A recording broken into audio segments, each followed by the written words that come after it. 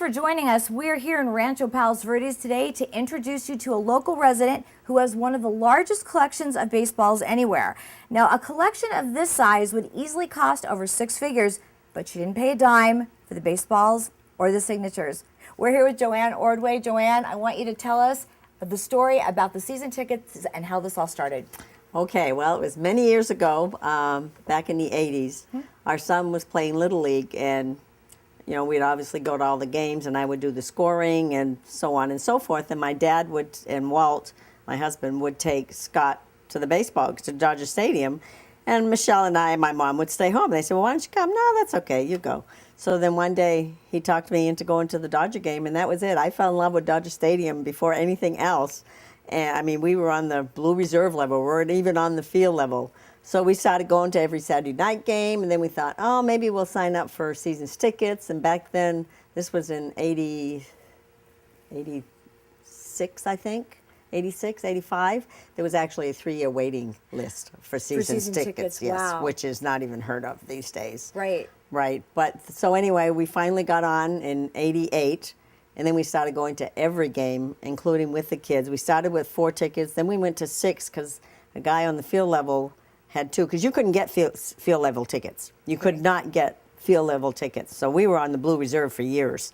And finally I found out how to get down, because you know they don't let you down at Dodger Stadium unless you have that level. Right. So I found out how to sneak my way down to get to know the players more than just watch the baseball. I wanted to know the players. Now, how long did it take you to start talking to the players and whatnot? Because you have relationships built with managers, players for many years now. When did you sort of start to get down to their level? It was probably in like 83, 85. I'd say 85. Okay. When I started coming down, and of course Mike Scioscia was my all-time favorite, and he was the catcher. Okay. So I would go down there and just, you know, call Mike, hi Mike, and he would say, he's such a gentleman. To this day, he's a gentleman. He would, you know, look up and say hi, and that was it. He never really knew me.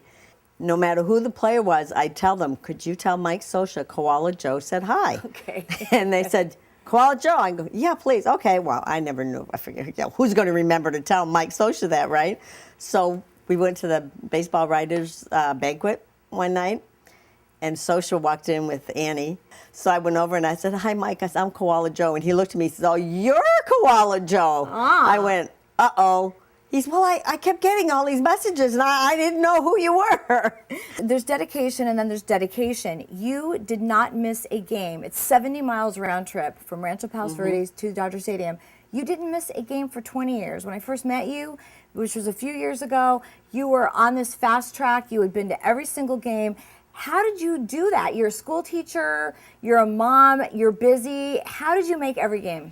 It wasn't easy. I mean, it was really tough, because I'd come home from school, take a shower, dress, and out the door. And then finally grandchildren came into your life, and of course that changed yes. everything. And then you started missing a few games. Yes. I went every game, from 88 to 2009. Wow. Because when they moved out, they used to live in Bend, the twins. And when they moved down here, I started seeing them more, and then my daughter started working, so she needed me to help her take care of them, because getting a sitter wasn't easy, so on and so forth. So every now and then I will miss a game because I'm going out to the desert. To see But that. now it's kind of fun, because when they come here, I don't miss the game because I bring them with me. So that's exciting to bring them. That was my dream come true, to take little Jimmy to baseball. Well, and they're learning from you, because both Jimmy and Emily go to Dodger games, and they're asking the players for the balls. They're yelling their names out. So they're taking after Grandma. They're following in your footsteps. Okay, Yeah. We're going to go over and look at some of these baseballs. I want you to tell us the story when we get over here about how all this works, because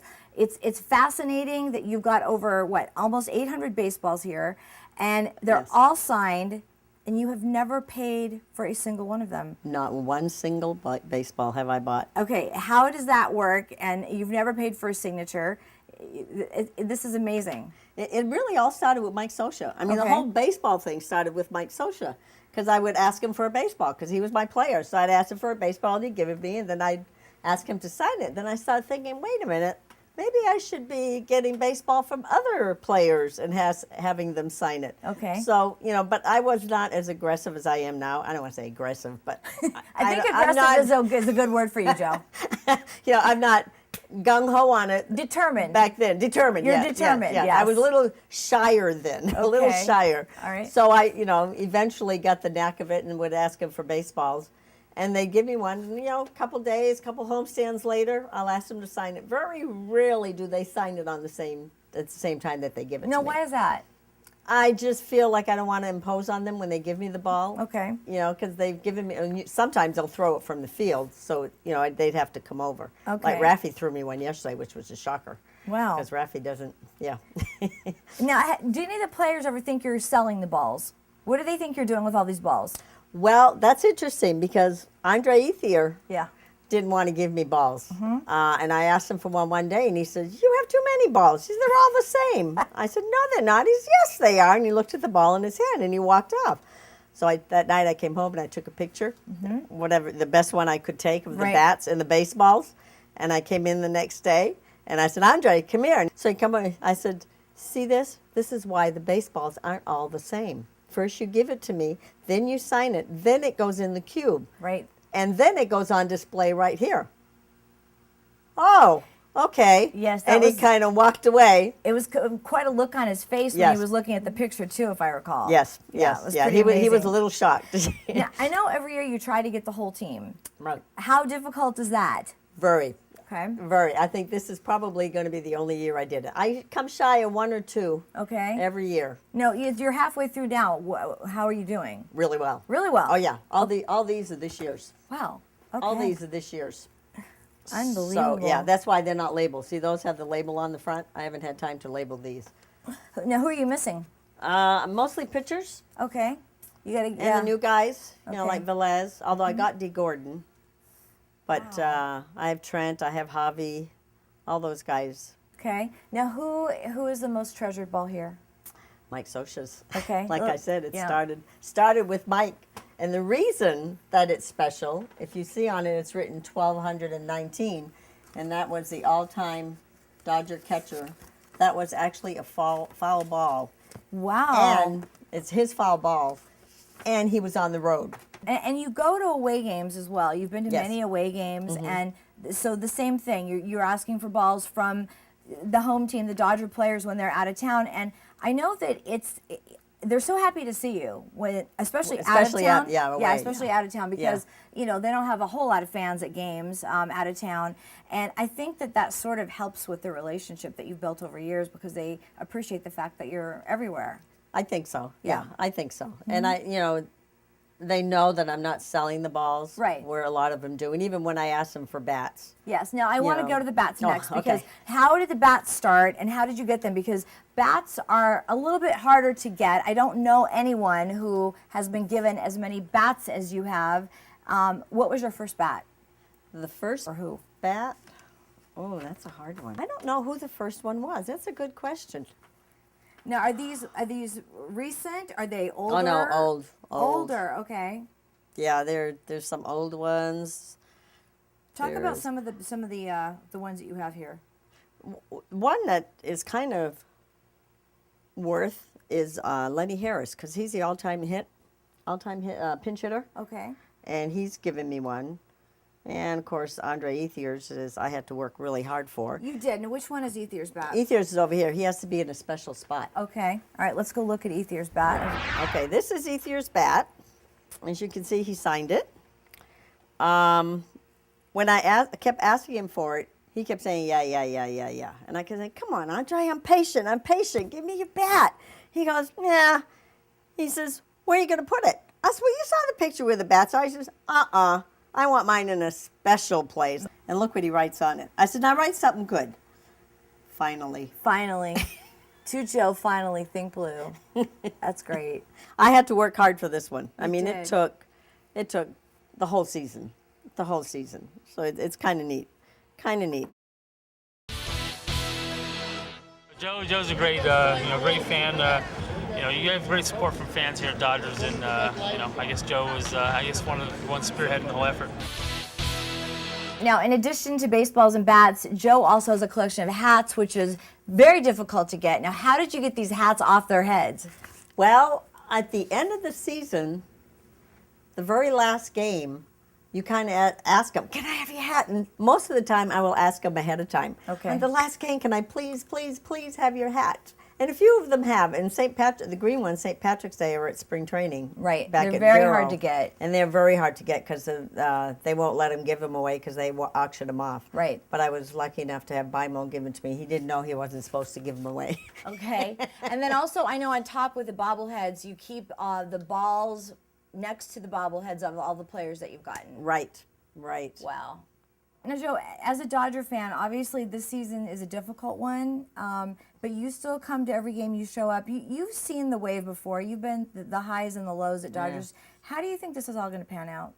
Boy, I don't know. I don't understand why McCourt just doesn't give in. It's kind of sad. You look at the stadium, and photo day really told a big story. It did.